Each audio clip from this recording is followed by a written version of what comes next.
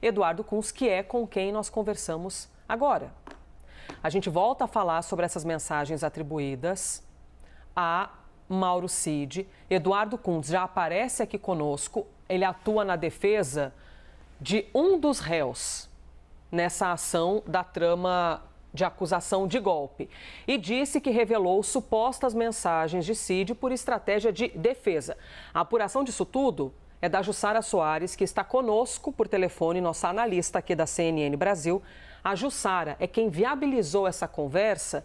Então eu vou aqui primeiramente agradecer a Eduardo Kunz pela entrevista. Obrigada pela gentileza, obrigada por estar conosco. É muito importante ouvi-lo nesta terça-feira, mas eu vou passar aqui a voz, as palavras, para a Jussara Soares, que fala conosco por telefone. Jussara, bem-vinda ao live. Você viabilizou essa conversa, então, por favor, minha amiga, pode começar essa nossa conversa com o advogado Eduardo Kunz. Bom dia, Jussara. Bom dia, Elisa. Bom dia a todos. Bom dia, doutor Eduardo Kunz. Obrigada pela entrevista. Para começar a nossa conversa, queria que o senhor relatasse por que só agora o senhor resolveu revelar ao STF que é o interlocutor dessas mensagens atribuídas ao Mauro Cid.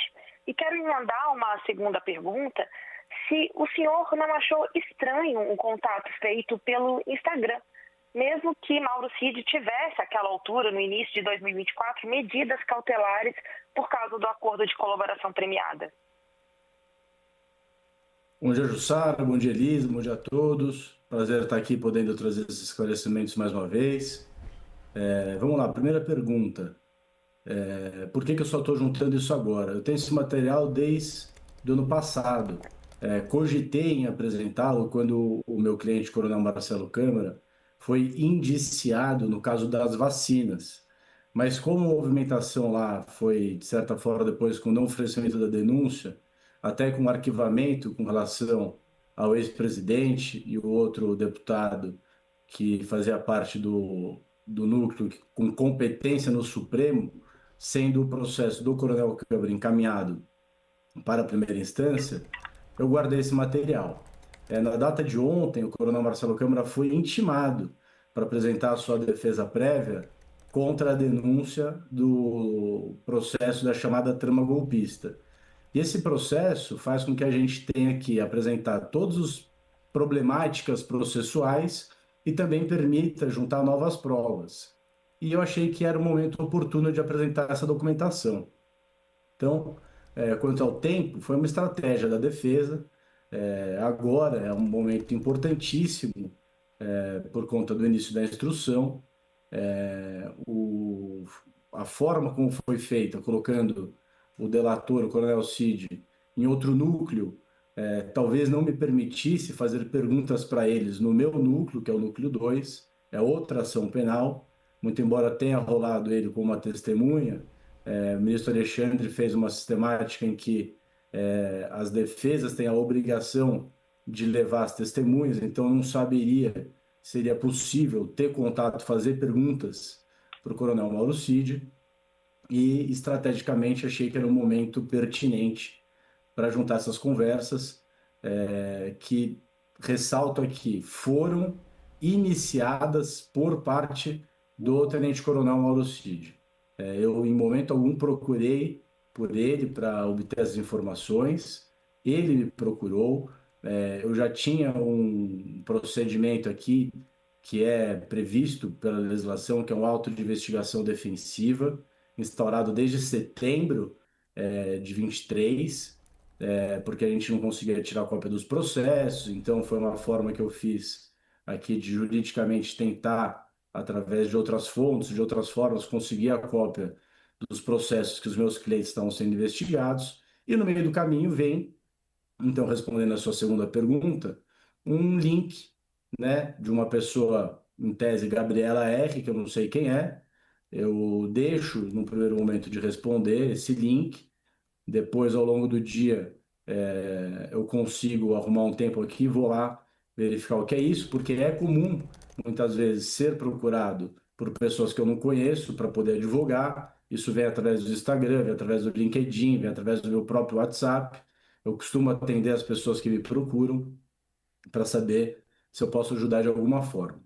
E aí, nesse primeiro momento, a gente fez uma rápida ligação, falamos amenidades, nada muito significativo com relação aos processos, uma ligação mais para conversar, que um parênteses importante, eu conheço já o tenente-coronel Mauro Cid, do mundo do cavalo, a filha dele é uma excepcional amazona, vencedora, eu também monto, então a gente acaba se encontrando, se conhecendo por conta disso, e ele já vinha numa toada de ter troca de defesas, né, de advogados. Imaginei talvez até que, como eu estou defendendo o Coronel Câmara nesse caso, outros acusados em outros, nesse grande bojo de investigações que traz na delação, que talvez ele pudesse até estar fazendo contato para troca de defesa. Mas eu tomo cuidado de ter as próximas conversas sempre por escrito, por mensagens de áudio, porque eu não sabia se eventualmente fazia parte da própria delação dele fazer uma ação controlada, né, chamada ação controlada, passando a investigar o meu trabalho ou ter informações dos meus clientes, querendo saber se eu ia tentar coagi-lo de alguma forma, tirar a informação dele de forma indevida, trocar informações e combinar versões. Doutor Kuntz, Então, eu passo a fazer isso sempre escrito e por áudio para me preservar e preservar o meu cliente. Doutor Kuntz, só uma dúvida em cima do que o senhor nos diz. Então, ocorreram muitos áudios, mas inicialmente foram ligações, é isso? O senhor nos diz, então, que vocês se falaram por telefone, por chamada telefônica, ou foi uma chamada via Instagram? Através do aplicativo, Elisa. Tá. Esse aplicativo permite ligação. Sim. E aí, logo no começo, foram 1 ou 2 ligações para ele confirmar que era ele. E aí eu defino aqui na minha estratégia de defesa, de investigação, que eu passo a fazer as conversas só por escrito. Isso consta, eu coloquei no processo o auto de investigação, eu explico isso muito bem no relatório de diligências, folha 59, 58, se eu não me engano, essa sistemática que eu passo a adotar para preservar a informação, né? E aí, a partir disso, existe no histórico das conversas diversas ligações que ele me faz, eu deixo de atender, inclusive, e aí falo, não posso conversar, escreve, por favor, dentro dessa técnica que eu tinha já combinado no meu auto de investigação, para preservar justamente todas as informações que foram colhidas, passadas, repito, voluntariamente por parte do colaborador comigo. Então, eu não procurei, ele que me procura, eu aceito e passo a conversar com ele. Vou passar aqui a palavra para a Clarissa Oliveira, e o advogado nos faz essa ressalva, né, Clarissa, que não fui eu que procurei, porque na justiça não poderia haver esse contato, mas Eduardo Kuntz deixa claro que eu fui procurado.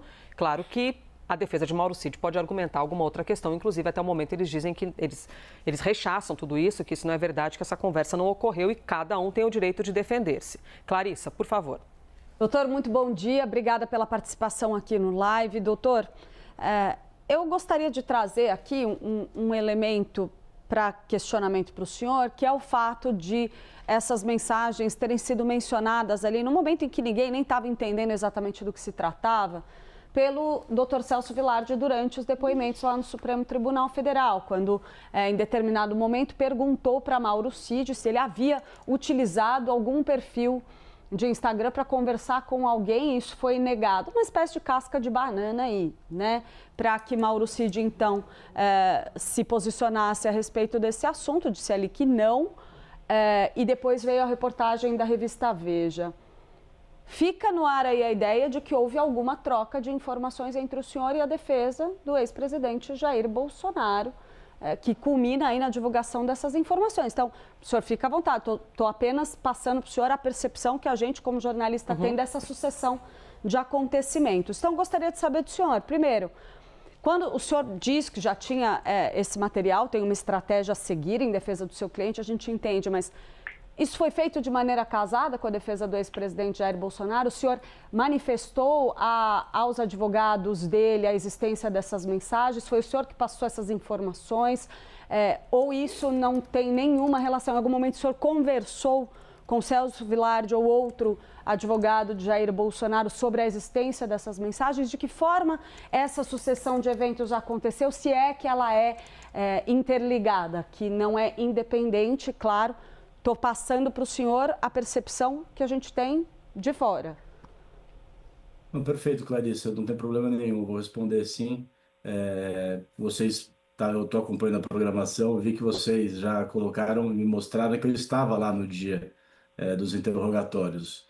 E eu fiz porque, como eu disse, eu não poderia fazer perguntas a ele que quis acompanhar presencialmente, fui devidamente autorizado para isso.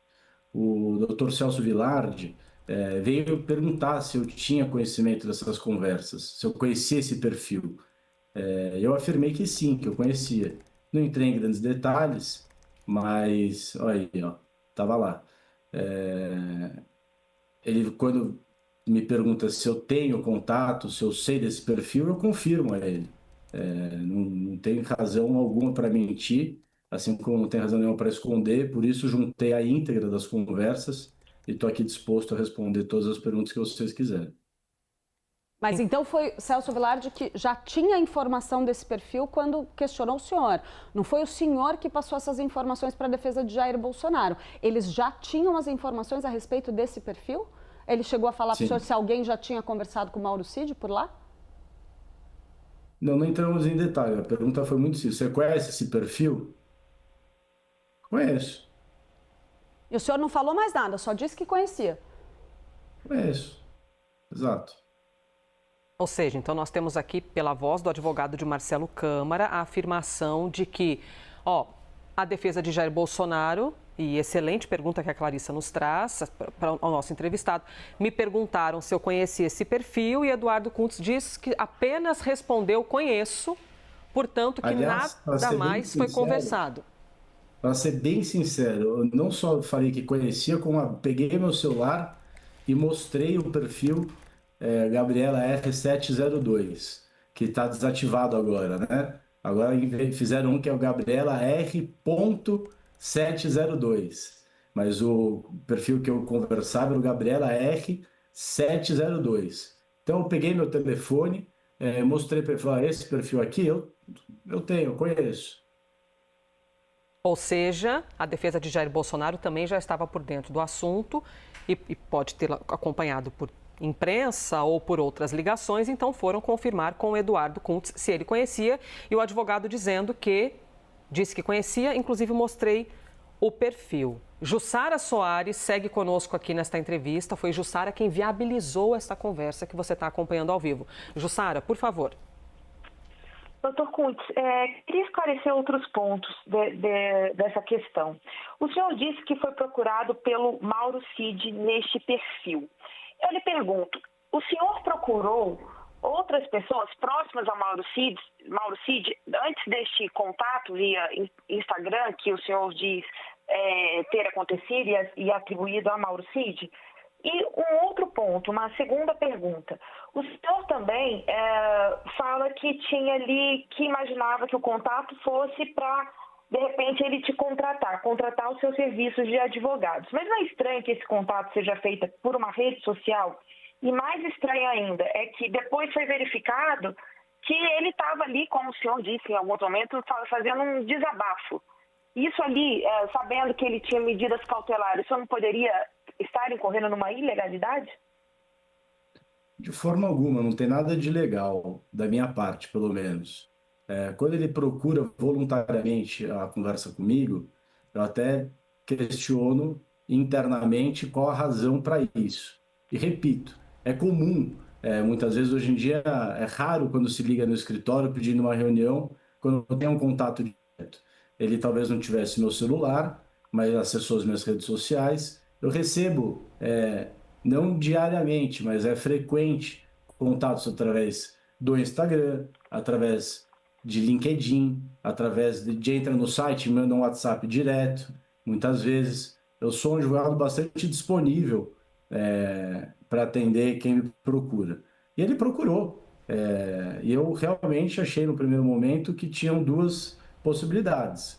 Que ou ele queria, talvez, me contratar, em mais uma mudança de defesa, sabendo que eu conhecia o processo já, que eu estava aquecido com o assunto, ou que tivesse fazendo parte do processo de delação uma chamada ação controlada, onde ele estivesse querendo, através das perguntas e das abordagens que fossem feitas a mim, tirar informações que pudessem contribuir com a própria investigação. Por isso que eu passo a fazer as conversas sempre por escrito, para deixar claro que da minha parte não tinha nada de irregular nessas conversas. Para a gente encerrar, então, aqui... E o senhor, não, sim, por favor, Jussara. Fazer mais uma pergunta? Perfeito. Elisa, deixa eu só fazer uma pergunta. O senhor procurou alguém próximo a Mauro Cid antes desse contato por Instagram? Veja, como eu falei, a gente tinha uma certa convivência por todo mundo do cavalo. Enquanto ele estava preso, eu consegui, sim, conversar com algumas pessoas para conseguir uma vaga para a filha dele participar de um concurso de equitação aqui. Não tenho por que negar isso. Eu acabei que eu nem consegui, mas eu tentei, sim, que ela pudesse vir. Ela veio, ganhou a prova, inclusive, mas nada relacionado a ele ou ao processo.